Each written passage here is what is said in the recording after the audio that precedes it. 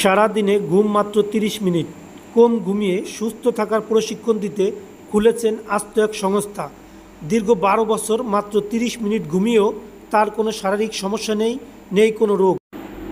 তার মতে জীবনের ১/৪ যদি ঘুমিয়েই কাটিয়ে দিতে হয় তাহলে বাকি কাজ করার সময় মিলবে কিভাবে, এমনটাই দাবি জাপানি নাগরিক ডাইসুকের। ব্রেন এবং শরীরের সব কলকাবজাকে চালনা করতে গেলে আমাদের প্রতিদিন ৭ থেকে ৮ ঘন্টা নিরবিচ্ছিন্ন ঘুমের দরকার। সারাদিনের কাজের ধকল সামলে শরীরকে চাঙ্গা রাখতে পর্যাপ্ত ঘুমের পরামর্শ দেন চিকিৎসকেরা। কম ঘুম হলে শরীরে আসে ক্লান্তি, মানসিক স্বাস্থ্য ও শরীরে নানা সমস্যা তৈরি হয়। শরীরে প্রদাহের সমস্যা বেড়ে যেতে পারে কয়েক গুণ। তাছাড়া উচ্চ রক্তচাপ, রক্তের শর্করার মাত্রা বেড়ে যাওয়ার মতো সমস্যার নৈপথ্যেও রয়েছে কম ঘুম।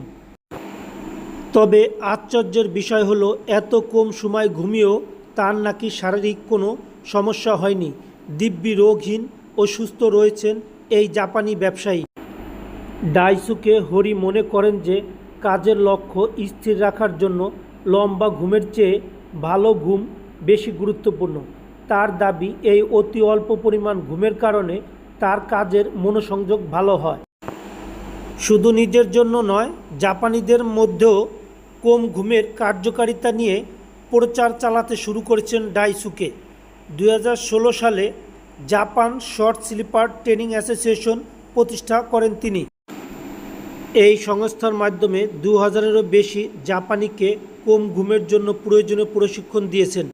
এই প্রশিক্ষণ নেওয়ার পরে অনেকেই তাদের ঘুম ৮ ঘন্টা থেকে কমিয়ে মাত্র ৯০ মিনিট করেছেন বলে দাবি করা হয়েছে।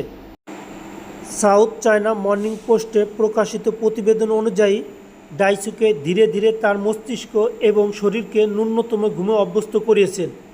তবে সেটা একদিনে সম্ভব হয়নি। ক্রমাগত প্রচেষ্টা অধ্যবসায়ের মাধ্যমে অল্প অল্প করে তিনি ঘুমের সময় কমিয়ে এনেছেন বলে জানানো হয়েছে এই প্রতিবেদনে।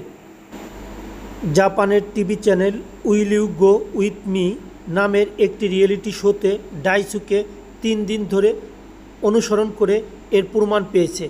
ডাইসুকের অনলাইন রিজিউম অনুযায়ী তিনি ২১০০-এরও বেশি শিক্ষার্থীকে অত্যন্ত কম ঘুমানোর প্রশিক্ষণ দিয়েছেন।